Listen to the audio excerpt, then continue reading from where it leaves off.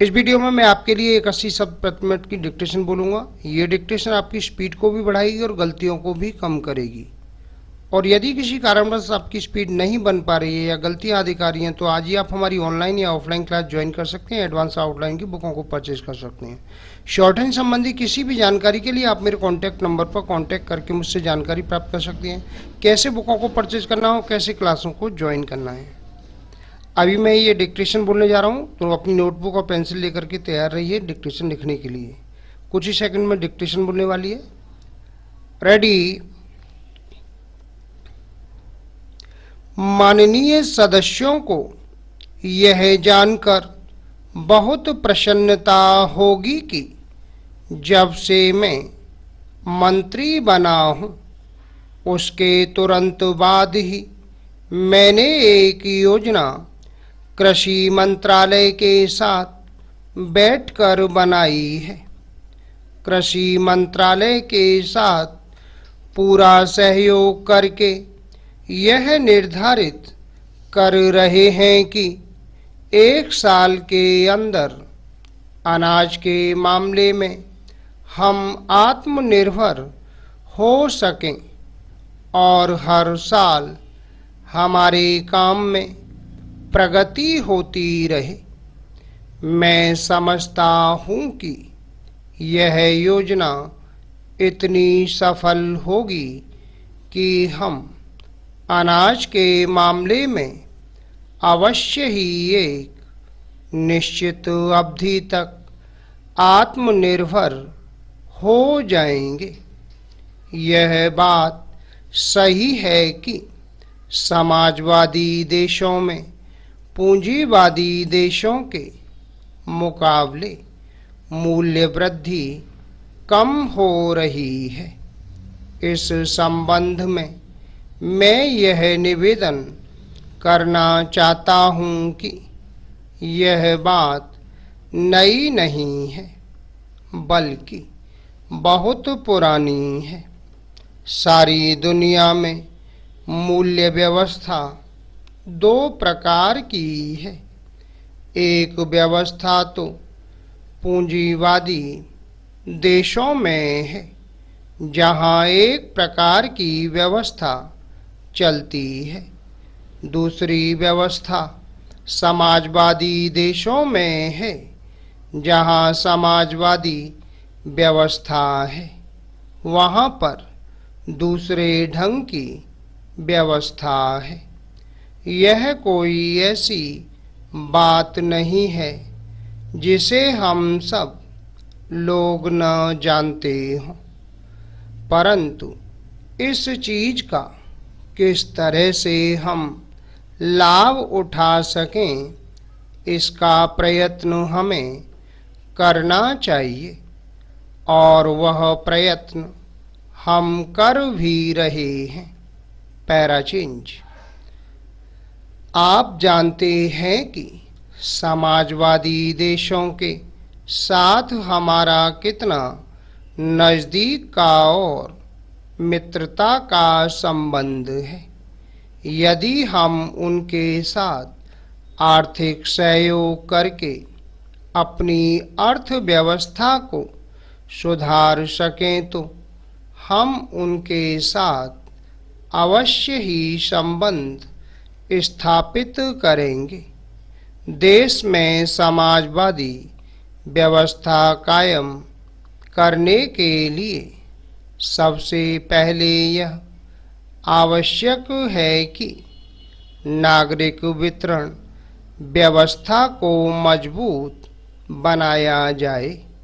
यह हम लोगों ने अपनी तरफ से निर्णय किया है कि इस देश में नागरिक वितरण व्यवस्था को स्थायी बनाया जाएगा। वर्तमान वितरण व्यवस्था में जितनी कमियां हैं उनको हम लोग जितनी जल्दी हो सकेगा दूर करने की कोशिश करेंगे। अब तक नागरिक वितरण व्यवस्था को योजना का अंग नहीं माना जाता था, लेकिन अब हमने तय किया है कि इसे भी योजना में शामिल किया जाएगा। कुछ सदस्यों ने यह मांग की है कि भ्रष्टाचार के खिलाफ कठोर कदम उठाए जाएं।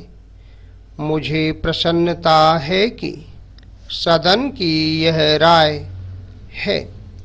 मैं भी इस बात का समर्थन करता हूँ। मैं आशा करता हूँ कि जब भी ऐसे कदम उठाए जाएंगे तो किसी को आपत्ति नहीं होगी। Para change. मैं आपका बड़ा आभारी हूँ कि आपने मुझे बोलने के लिए समय दिया। मैं आपसे निवेदन करना चाहता हूँ कि मुझे कुछ अधिक समय दिया जाए, क्योंकि मुझे काफ़ी बातें कहनी हैं।